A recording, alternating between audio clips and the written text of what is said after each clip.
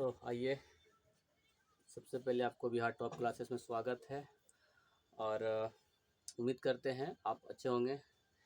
तो आज का हम लोग तीसरा प्रश्न देखने वाले हैं, यानी कि एपी का 5.1 यानी समांतर श्रेणी का प्रश्नावली 5.1 का हम आज तीसरा रोमन संख्या देखने वाले हैं। 2 हमने देख चुके हैं, है ना। इसके बाद हम 3 देखेंगे 3 नंबर में। अब 3 नंबर में क्या दिया गया है, पहले प्रश्न को पढ़ लेते हैं, उसके बाद आगे बढ़ते हैं। कहा है कि प्रत्येक मीटर की खुदाई के बाद एक कुआं खोदने में आई लागत, जबकि प्रथम मीटर की खुदाई का लागत 150 रुपया, यानी कि हम जब 1 मीटर खोदे हैं ना, उसमें से 150 रुपया लागत आया है। और उसके बाद यानी कि और बाद में प्रत्येक मीटर की खुदाई का लागत यानी कि 50 रुपया बढ़ जाती है। यानी कि जब हम समझो कि जब 1 मीटर खत रहे हैं, खुदाई कर रहे हैं ना, तो उसमें से 150 रुपये की लागत आया है। अब उसके बाद हम जितना यानी कि हम 2 मीटर खत रहे हैं ना, तो उसमें से 2 मीटर जब हम खुदाई किए हैं, उसमें से 50 रुपया और बढ़ गया है। यानी कि 150 तो पहले से था 1 मीटर में, 50 को और ऐड करेंगे तो कितना हो जाएगा 200। उसके बाद हम 3 मीटर जब गहराई में खुदाई करेंगे तो 150 यानी कि पहले से था, जब तीसरी आ जाएगा तो 200 हो गया है। तो 200 प्लस में और 50 मीटर करेंगे, सॉरी 50 रुपया करेंगे, कितना हो जाएगा 250, है ना। जब 4 मीटर की खुदाई करेंगे तो कितना हो जाएगा 250 प्लस में हम फिर से 50 करेंगे तो कितनी हो जाएगा 300। यानी कि यहाँ पर अगर देखा जाए तो डी का मान जो है ना, डी का मान साफ साफ बताया जा रहा है कि ये 50 है, ठीक है ना। तो ये बहुत इजी प्रश्न था, अगर कहिएगा तो इसे हम बना देते हैं, अगर समझ में आया होगा तो ठीक है, नहीं तो फिर हम इसको पूरा करके दिखा देते हैं। ठीक, तो चलिए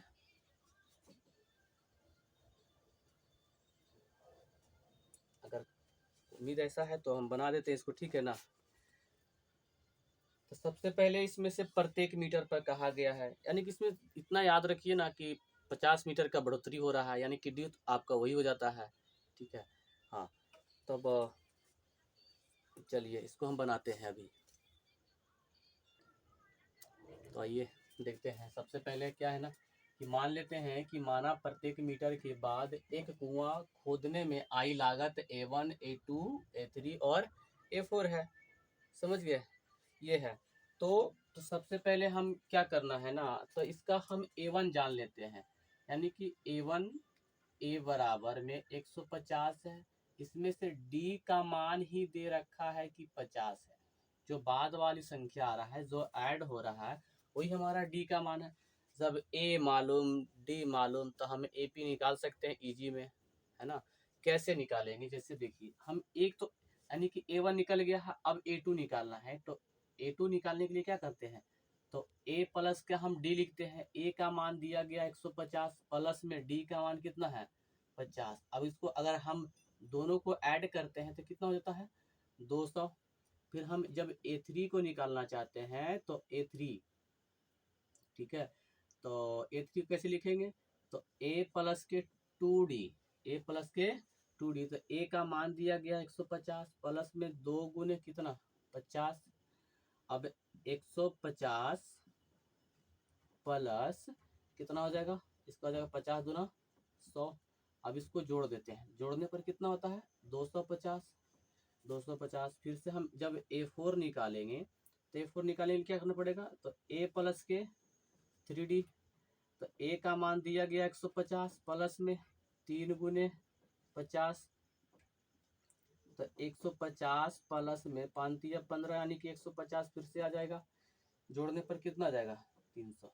अब ध्यान से देखिए कि यहाँ पर D का मान 50 50 50, तो हम कह सकते हैं ये संख्या AP होगा, ठीक है ना।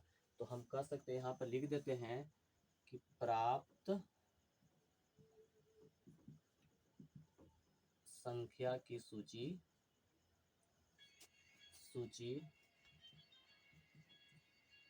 क्या क्या है 150, 200, 250, 300, यानी कि AP है। हो गया, ये आपका आंसर हो जाएगा। ठीक है, बस इसमें यही कहा गया था, ज़्यादा कुछ खास नहीं था। आइए इसका अब चौथा प्रश्न हल करते हैं। चौथा थोड़ा सा टफ होगा, सॉरी, थोड़ा सा स्क्रीनशॉट ले लीजिएगा। चलिए, उम्मीद करते हैं आप स्क्रीनशॉट ले लिए होंगे।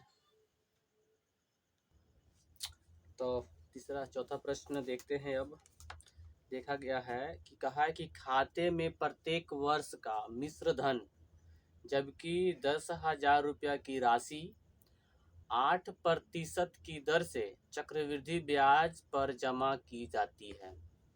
चक्रवृद्धि ब्याज क्या होता है? जो हर एक साल यानी कि बढ़ते जाता है, उसी को हम क्या कहते हैं? चक्रवृद्धि हम ब्याज कहते हैं। तो उसको निकालने के लिए देखो ये फार्मूला होता है, हम इस प्रकार भी लिख सकते हैं। लेकिन अगर हमको चक्रवृद्धि ब्याज निकालना है तो ये फार्मूला सबसे आसान होता है, समझ गया ना? हाँ, ये ब्याज निकालने के लिए होता है चक्रवृद्धि, है ना? ये निकालने यानी कि प्रॉपर ये चक्रवृद्धि का ये फार्मूला होता है। तो इसका प्रयोग हम करेंगे। तो सबसे पहले हम एक वर्ष के बाद का मिश्र धन निकालेंगे। लिखेंगे यहाँ पर कि एक वर्ष के, है ना, एक वर्ष के हम बाद का निकालेंगे। एक वर्ष के बाद का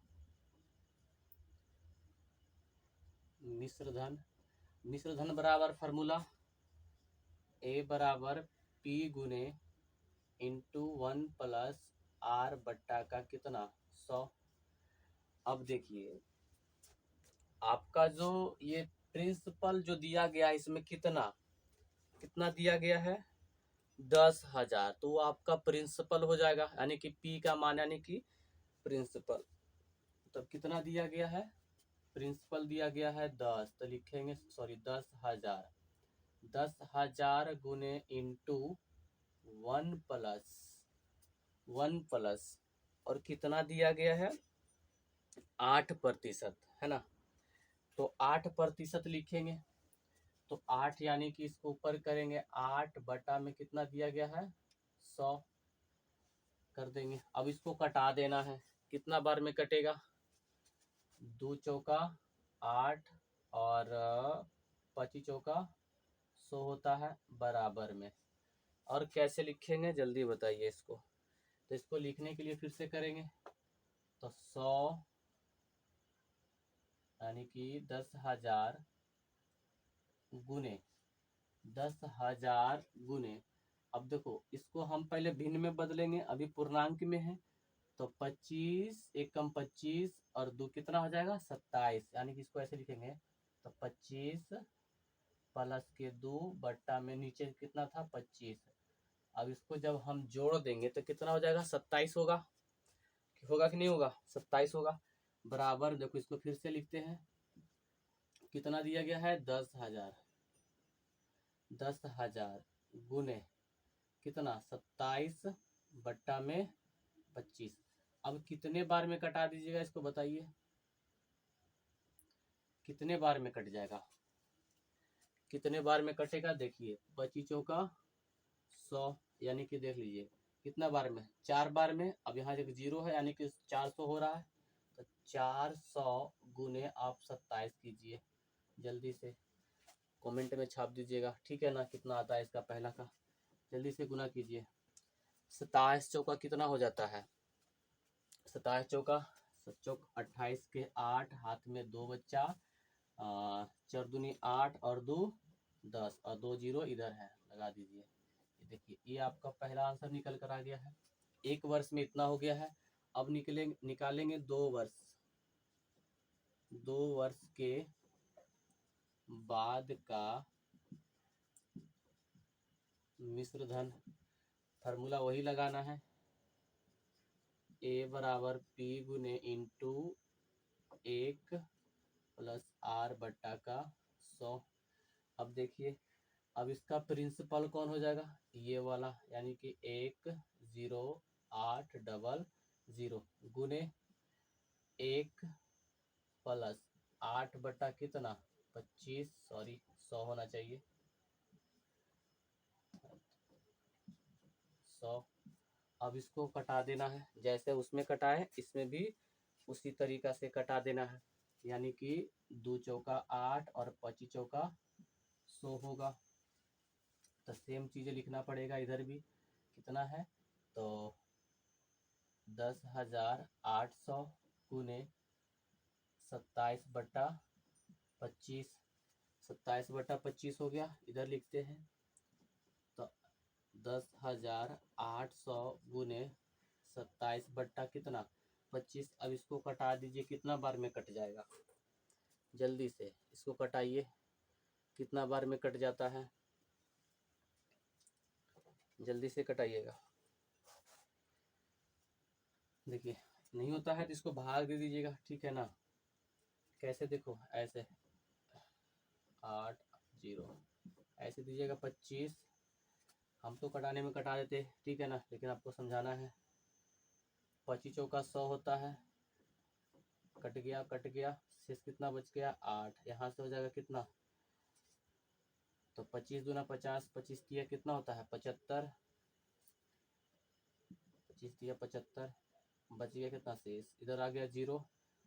देखिए यानी कि 432 बार में ये पूरा कट जाता है, समझ गया ना। 432 बार में ये पूरा कट गया। 432 बार में जब पूरा कट गया है तो लिखेंगे 432 गुने कितना करेंगे 27। अब जल्दी से 432 में और 27 में गुना कीजिए, 432 और 27 में गुना कीजिएगा।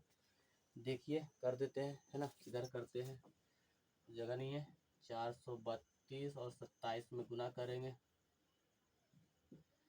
14 के हाथ में 1, 7 21 1 22 7 28 28 और 1 28 2 30, 2 दूनी 4, 3 दूनी 6, 4 दूनी 8, 4 6 6 और 8 3 11। देखिए 11 66 4 आएगा, 11 66 4, 11 66 4 इसका आ गया। अब ये तो हो गया, यानी कि 2 वर्ष के हम इसके आगे भी निकाल सकते हैं जितना मर्जी चाहे, ठीक है ना। हाँ इसके आगे भी हम निकाल सकते हैं। आइए इसका और निकालते हैं, कम से कम 3 निकालना होगा आपका, ठीक है ना। आपको 3 वर्ष तक निकालना पड़ेगा। लिखते हैं तो 3 वर्ष के बाद का मिश्र धन, फॉर्मूला यही होगा, ए बराबर में पी गुने 1 प्लस के आर बट्टा का कितना 100। तो अब देखिए इसका प्रिंसिपल यानी कि ये वाला मान लिखाएगा अब 11 66 4 गुने इंटू 1 प्लस 8 बट्टा कितना 100, 2 चौका 8 5 चौका 100। फिर से लिखेंगे इधर 11 66 4 गुने कितना 27/25।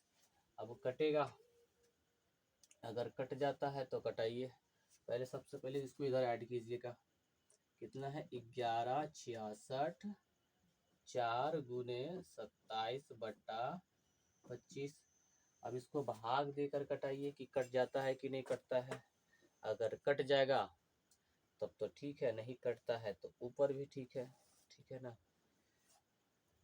तो इसको कटाकर भाग देकर देखिएगा कितना कितना है, यानी 11 66 4 में भाग देना है 25 से, 25 चौका हो जाएगा 100, ये कट गया, एक आया 6, है ना। यहाँ से एक 6 उतारेंगे और एक 6 और उतरेगा।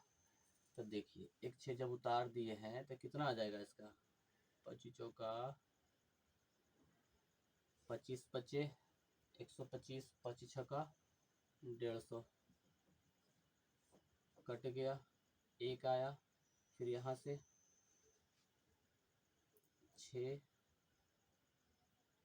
1 4, फिर 25 छक्का, इसका ऊपर लिखते हैं 25 छक्का 150, कट गया, एक आया, यहाँ से कितना 4 उतरेगा, दशमलव लेंगे 0 आ जाएगा, 25 25 125, कट गया, 10 में से 5 जाएगा तो 5, 3 में से 2 जाएगा तो बचेगा 1, फिर से लेंगे यहाँ 0, 25 छक्का कितना हो जाएगा 150, देखिए कट गया पूरा, 25 का 150 कितने बार में, यानी कि जब ये कट जा रहा है कितना बार में, देख लीजिएगा 4 6 6.56 में कितना बार में कट जा रहा है। अब इसको गुना कीजिएगा 4 6 6.5 5 6 में गुना करना है कितना से, 27 से। अब इतना से गुना कीजिएगा जल्दी से, कितना आता है, तेजी से कीजिए, कितना आ रहा है जल्दी से कमेंट में छापते चलिएगा।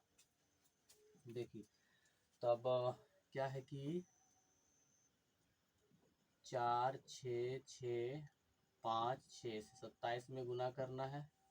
7×42 के 2 हाथ में 4, 7×5 = 35, 4×39 के 9 हाथ में 3, 7×42 42 और 3 कितना 45, 7×42 42 और 4 कितना 42 4 46 और 7×28 28 और 4 कितना 32, 6 6 दूनी 12, 5 दूनी 10 11, 6 दूनी 12 13, 6 दूनी 12 13, 4 दूनी 8 और 1 9, 2 9 2 11, 5 और 6 7, 6 3 9, 3 2 5 और 9 3 12, 12 59 71 2, 12 59 71 2, ठीक है 12 59 71 2, ये आ गया। देखिए इसका, तो अगर यहाँ पर आप ध्यान से देखिएगा तो इसका एक भी मान समान है नहीं।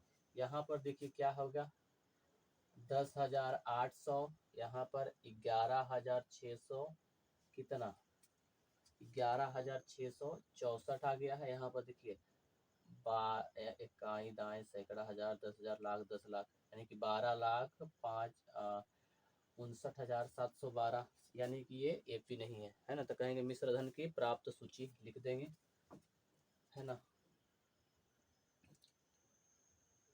लिखिएगा, लिखते हैं मिश्र धन की प्राप्त सूची। तो प्राप्त सूची क्या है, पहला है 10,800, 11,664, फिर 12,59,712, ये एपी नहीं है ना, नहीं बनती है एपी। कह देंगे यह एपी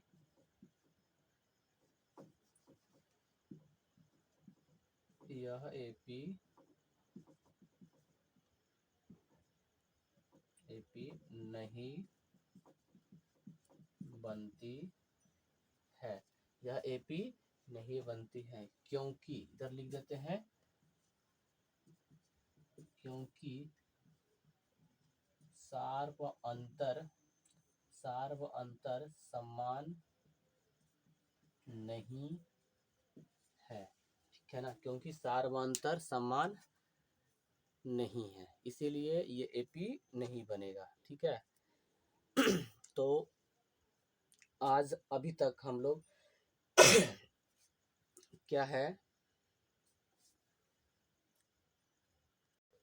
तो अभी तक हम लोगों ने यानी कि प्रश्नावली 5.1 का जो 1 नंबर का रोमन संख्या 4 तक था हमने देख लिया है। अब इसके बाद हम लोग नंबर 2 समझेंगे, ठीक है ना। इसके लिए हम एक बात बताना चाहते हैं कि कल हम लाइव आएंगे, ठीक है ना। हाँ, लाइव आकर कल क्लास लेंगे हम सबसे पहले, ठीक है। उसके बाद जो होगा तो रिकॉर्डेड वीडियो भी डाला जाएगा, ठीक है ना। आज के लिए thank you so much, all the best. Screenshot ले लीजिएगा, आशा करते हैं स्क्रीनशॉट ले लीजिएगा, ठीक है ना।